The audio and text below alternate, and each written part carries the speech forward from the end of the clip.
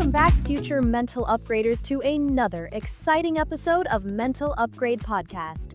I'm Lina. And I'm Daniel. And oh my goodness, Lina, the response to our first episode was absolutely incredible.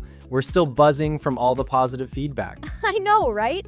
It's been amazing to see so many people connecting with the idea of understanding their minds better. Huge shout out to everyone who liked, subscribed, and shared. You guys are truly the best. Seriously, we felt so much love. And today we're diving into a topic that's like the engine of personal growth, something everyone talks about but often misunderstands: the science of motivation. What drives you? Oh, this is a big one, Daniel, because let's be honest, we all have those days where we just can't, you know? Where the couch looks infinitely more appealing than that to-do list. Absolutely. And our goal today is to break down in a super easy to understand way how motivation actually works in your brain. And more importantly, how you can use that knowledge to your advantage. No more just hoping you feel motivated. Exactly. We want to equip you with the tools to understand your own drive, ignite it when it's low, and keep it burning strong. Are you ready, Daniel? More than ready, Lina. Let's jump right in. So, let's start with the basics. What is motivation, really? Because I think many of us have a vague idea, but it's more complex than just wanting to do something. That's a fantastic point, Lina. At its core, motivation is the force that drives us to act, to achieve goals, and to pursue our desires. It's what initiates, guides, and maintains goal-oriented behaviors, but it's not a single monolithic thing. Right, and a key distinction here is between intrinsic motivation and extrinsic motivation. This is super important to grasp. It truly is. So, extrinsic motivation comes from external rewards or consequences. Think about working for a promotion, studying for good grades, or exercising to look good for someone else. The drive comes from outside of you. Yeah, like when your parents offered you money for good grades. That's classic extrinsic motivation right there. Exactly. And it can be effective in the short term. But then you have intrinsic motivation, which is where the real magic happens. This is when you do something because it's inherently rewarding, enjoyable, or meaningful to you. Like learning a new language just because you love languages, or exercising because it makes you feel good, not just look good. Or even doing this podcast because we genuinely enjoy sharing this information. Precisely. And what's interesting is that research consistently shows that intrinsic motivation is far more sustainable and leads to greater satisfaction and long-term engagement. When you're intrinsically motivated, you're not relying on an external carrot or stick. So, if intrinsic motivation is so powerful, why do some people seem more motivated than others? Is it just genetics, or is there something else going on? That's the million-dollar question, isn't it? While genetics can play a small role in temperament, it's far from the whole story. A huge part of it comes down to mindset and environment. People who appear more motivated often have a growth mindset, believing their abilities can be developed through dedication and hard work. Ah, Carol Dweck's work. The idea that intelligence and talent aren't fixed, but can grow. That's a huge shift. Exactly. They see challenges as opportunities to learn, not as roadblocks. Also, they've often learned to connect their actions to their values and purpose, which fuels that intrinsic drive we just talked about. And let's not forget momentum. People who are consistently motivated often have a track record of small wins that build on each other. Okay, Lina, let's talk about the superstar of motivation, dopamine. This little neurotransmitter is often misunderstood, but it's crucial to understanding our drive. Oh, dopamine! The feel-good chemical, right? But it's so much more than that, isn't it? It is. While dopamine is involved in pleasure, its primary role in motivation is actually about anticipation and seeking. It's the wanting chemical, not necessarily the liking chemical. It drives us to pursue rewards, not just to experience them. So, when we see a slice of cake, it's the anticipation of eating it that triggers dopamine, making us go get it, even before we take the first bite? Precisely. And the moment we get that reward, there's a surge. But then the dopamine levels quickly return to baseline, making us seek the next reward. This is why things like social media notifications are so addictive. They create a constant cycle of anticipation and mini rewards. That makes so much sense. It's like our brain is always looking for the next hit. So, how can we use this knowledge to our advantage, especially when it comes to building habits? How do we create those mini rewards to sustain habits? This is where it gets really practical. Instead of just focusing on the big, distant reward, we need to inject little bursts of dopamine during the process of building the habit. For example, if you're trying to write a book, don't just think about the finished product. Right, because that can feel overwhelming. Exactly, break it down.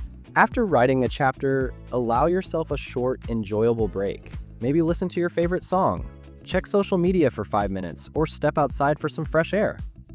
The key is that the mini reward needs to happen immediately after the desired behavior. So, if I'm trying to work out, maybe after 10 minutes of intense cardio, I let myself scroll TikTok for 2 minutes? Or listen to one song I really love? Perfect examples. It creates a positive feedback loop. Your brain starts to associate the effort with that immediate, small hit of pleasure. Another strategy is temptation bundling. Pair an activity you want to do with an activity you need to do. Oh, like only letting myself watch my favorite show while I'm doing laundry. You got it. Or only listening to that specific podcast while you're on your morning run. Your brain will start to anticipate the enjoyable activity, which then pulls you through the less enjoyable one. It's about hacking your dopamine system to work for you, not against you. Okay, so we know what motivation is and how dopamine plays a role. But let's be real, Daniel. There are definitely things that just kill motivation. What are some of the biggest culprits? Oh, the motivation murderers. The biggest one, in my opinion, is procrastination. It's the ultimate paradox of motivation.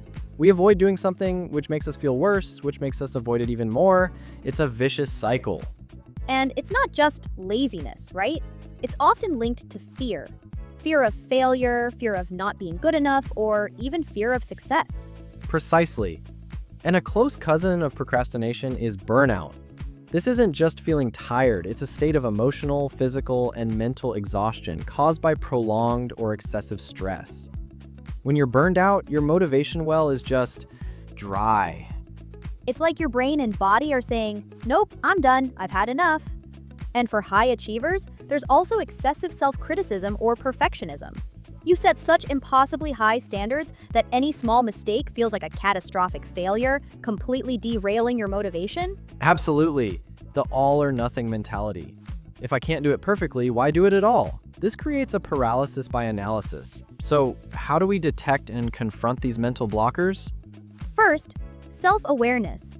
You have to notice when you're procrastinating, when you're feeling burned out, or when your inner critic is getting too loud. Journaling can be super helpful here. Great point. And then for procrastination, the 2-minute rule from James Clear is brilliant. If something takes less than 2 minutes, do it now. It builds momentum. Also, breaking tasks down into tiny, manageable steps. A huge, overwhelming task looks much less scary when it's just write one sentence. Yes! And for burnout, the key is rest and recovery. It's not a luxury. It's a necessity. Scheduling breaks, setting boundaries, and learning to say no are crucial. You can't pour from an empty cup. And for that excessive self-criticism, it's about reframing mistakes as learning opportunities. Practice self-compassion. Talk to yourself like you would a friend. No one is perfect, and progress, not perfection, is the goal. Also, celebrating small wins actively combats the all or nothing trap.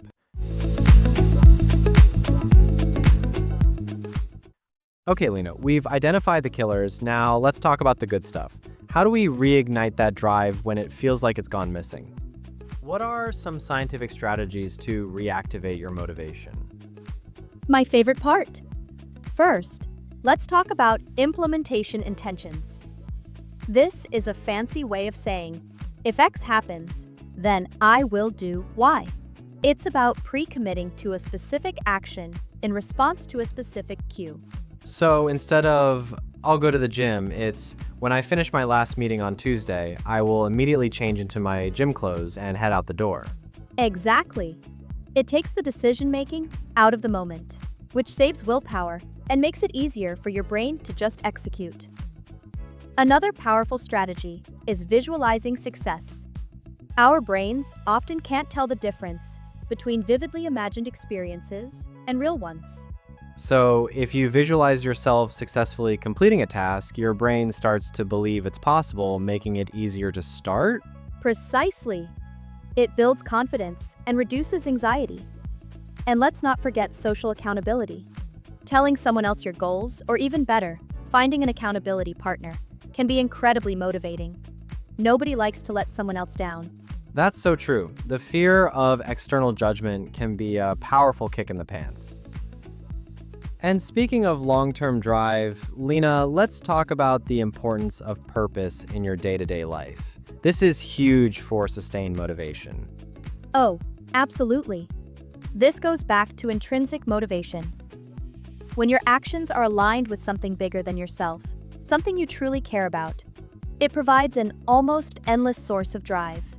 It's not just about what you do, but why you do it. Knowing your why gives meaning to the mundane.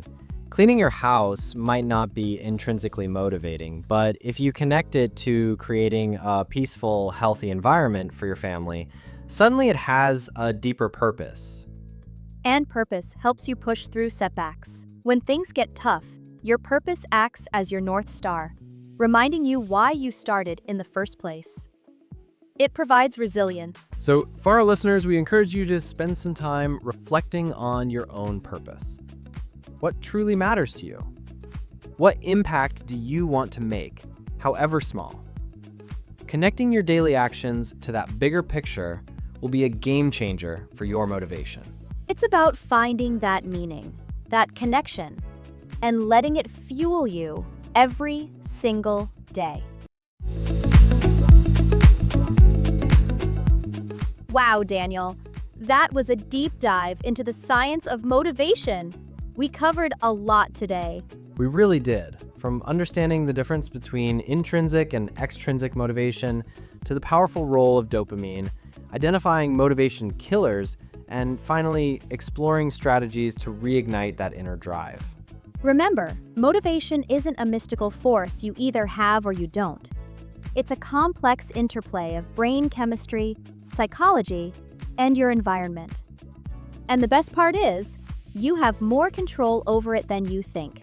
By understanding these mechanisms, you can start to intentionally create an environment and a mindset that fosters consistent, sustainable motivation. It's about becoming your own mental upgrade specialist. Exactly. We truly hope this episode has empowered you with new insights and practical tools to boost your drive and achieve your goals. This is just the beginning of our journey here on Mental Upgrade Podcast. We're building a community of people dedicated to understanding and optimizing their minds. If you found value in today's conversation and want to continue upgrading your mental game, please do us a huge favor. First, hit that like button. It helps us know what kind of content you enjoy. Then, make sure you're subscribed to the Mental Upgrade Podcast channel so you never miss an episode. And most importantly, share this episode with anyone you think needs a boost of motivation or wants to understand their own brain better. Let's spread this knowledge far and wide. We'd also love to hear from you. In the comments below, tell us, what's one thing that truly drives you? Or what's a motivation killer you struggle with, and how are you planning to overcome it? Your engagement means the world to us. Thank you for being a part of the Mental Upgrade community. We'll be back soon with another powerful episode. Until then, keep upgrading your minds. See you next time, mental upgraders.